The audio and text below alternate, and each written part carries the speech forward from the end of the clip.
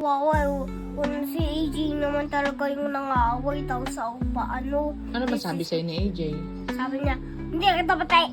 Anong sabi mo? Lagi siya, hindi nagbabati. Anong sabi mo kay AJ? Anong sinabi niya? Numupo na lang ako. Hindi ka mano kay AJ?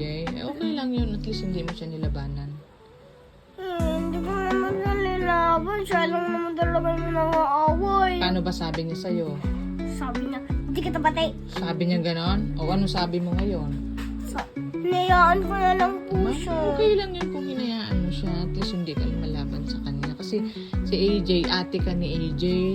Yeah. Intindihin mo na lang si AJ, no? Walang ditindihin na ako pagbata ko.